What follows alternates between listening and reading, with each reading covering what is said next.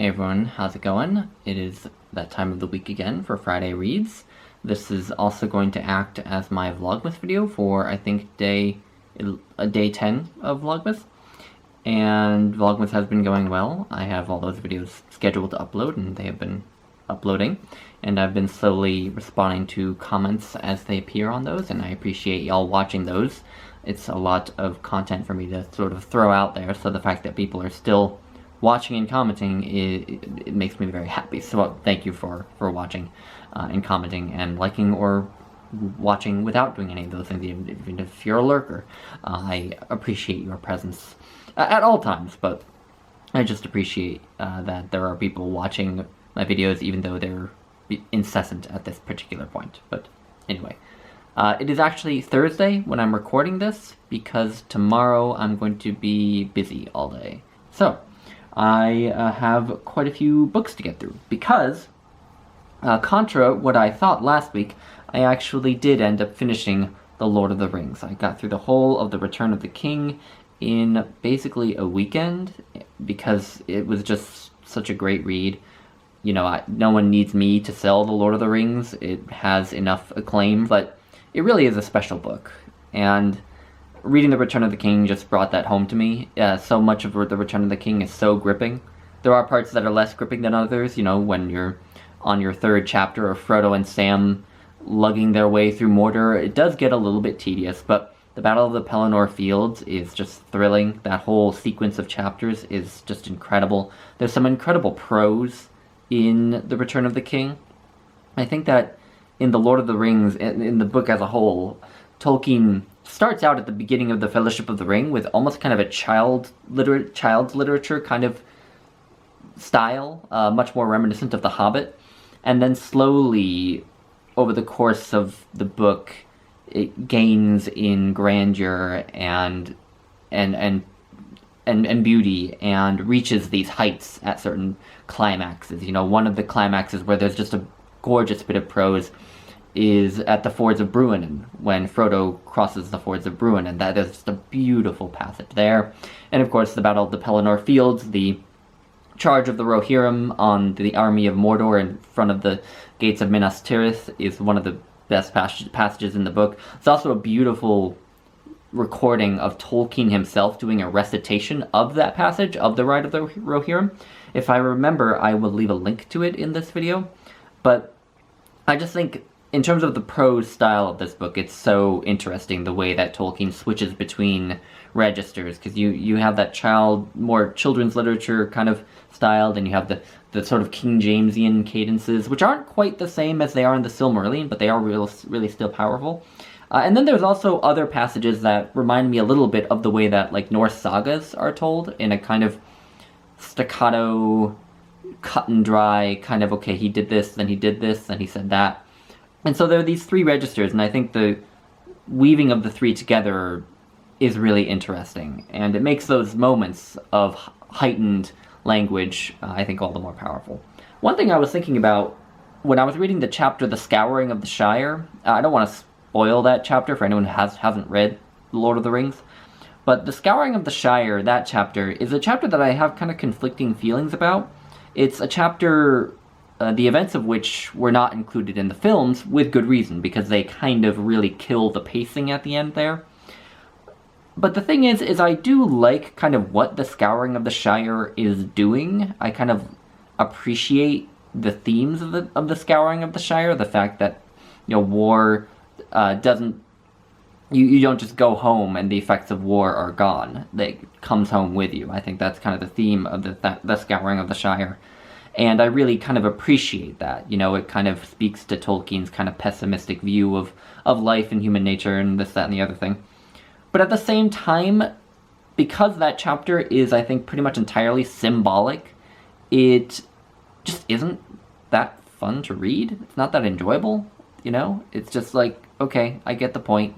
Let's move on to the last chapter. And the last chapter is incredibly moving, I think. But, so I have a conflicted relationship with the way that this book ends. And I'm not reading the appendices. I thought that maybe I would try to make my way through the appendices, but, you know, it's weird because I've read the Silmarillion several times, and I've now read this twice, but I've actually never read the appendices of The Lord of the Rings. And I think that's just because I would find a lot of them really boring. And in addition to that, there are actually a lot of YouTube channels devoted to Tolkien's work exclusively that explain a lot of what is in those appendices. And I would much rather watch YouTube videos on that sort of thing than trudge my way through 100 pages of it. The only part of the appendices that I have actually read is the story of Aragorn and Arwen, which is put there in the book, whereas in the movies it was weaved into the main narrative. But anyway, so I'm rambling kind of about Lord of the Rings now, but I just think it's a really special book, and I'm more pumped than ever to reread The Silmarillion, which I will do next year. And I also rewatched the film version of The Return of the King. I've been rewatching the films as I've been making my way through the 3 parts of The Lord of the Rings. And, you know, I have to say, I think that The Return of the King, the end of The Return of the King, the way it ends, gets a lot of unnecessary criticism. I actually think the way it ends is just fine. Really, I get that it's a little bit drawn out for a lot of people, but I've never noticed. I've never noticed this supposed problem with the pacing at the end of The Return of the King. I've never minded at all. And there are other problems with that film. I think it is definitely the weakest of the 3. But anyway, that's just my little take on one particular aspect of that movie. So anyway, The Lord of the Rings is done, finally, after 3 months. And just today, I began to read a much smaller book, and that is this, A Christmas Carol by Charles Dickens. This is a Penguin classic that includes other Christmas writings, some short stories, one other novella, and such. But I'm just reading A Christmas Carol, because that's the one I care about. I did mention at one point that, in a different, I think, a tag video, that I've seen so many different film adaptations of A Christmas Carol over the years. The version with Patrick Stewart as Scrooge was a film that I grew up watching every year. It was probably easily my favorite Christmas film for a long time. And I think now my preferred version is one from the 1930s called Scrooge, and I don't know the actor's name in that one, but that one's quite good. I think it's my favorite. But I've seen the Jim Carrey one, I've seen other live-action ones, I've even seen Disney versions of A Christmas Carol. There's a Disney version where Mickey Mouse is Bob Cratchit, and Donald Duck is the nephew, and Scrooge McDuck is, of course, Scrooge, and such. And there's even an All Dogs Go to Heaven version of A Christmas Carol, which is kind of hilarious. And yes, I have seen it multiple times. And so it's a story that I grew up with and that I love, but I've never actually read the book. So now I am. And I just read 20 pages of it today, and to be quite frank, I had a hard time only reading that. I wanted to continue. I was just eager to get further into it. I was just really enjoying it. And, you know, obviously, again, there's no surprises with the story, as you know from what I've just said, but I just love the prose. It's just lovely prose at times, and great dialogue, too, so far. You know, just great, witty dialogue. You know, when there's one particular exchange that I thought was funny. So at the beginning, when Scrooge is talking to his nephew says, "Don't be cross, uncle." And then Scrooge responds, "What else can I be when I live in such a world of fools as this?" And I just read that and I thought, you know, childhood is being happy at Scrooge's change at the end of a Christmas Carol, but adulthood is relating way too much to Scrooge at the beginning of A Christmas Carol.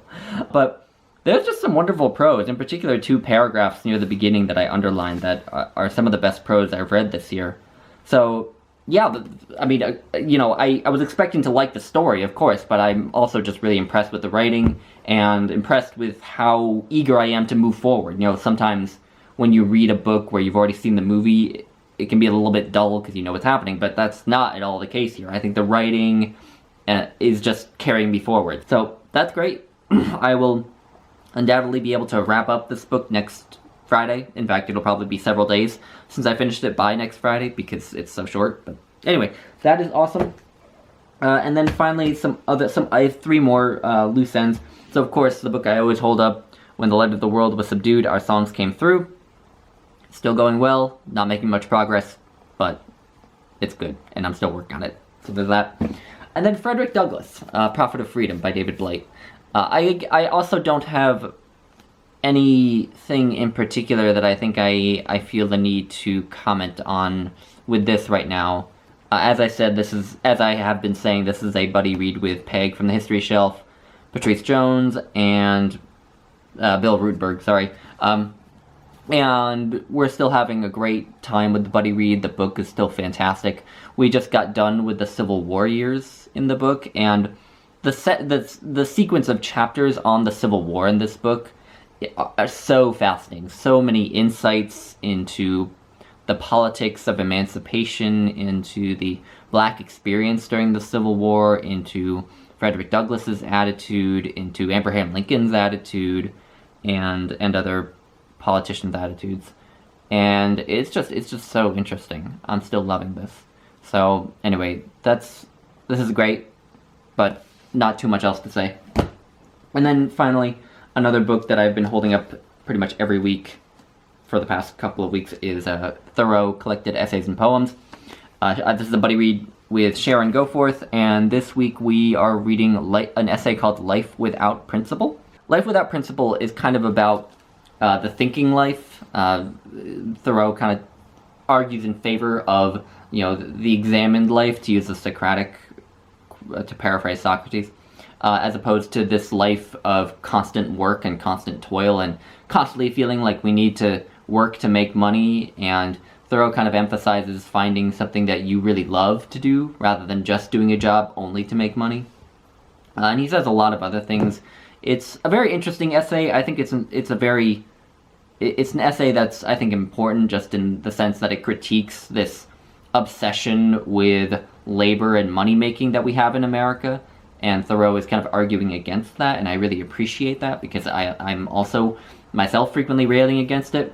I think what comes out in the essay, though, that comes out in a lot of the essays, is Thoreau's own sort of place of privilege in the whole conversation, because obviously he had a relatively comfortable life, and most people don't have the comfortable life that he has.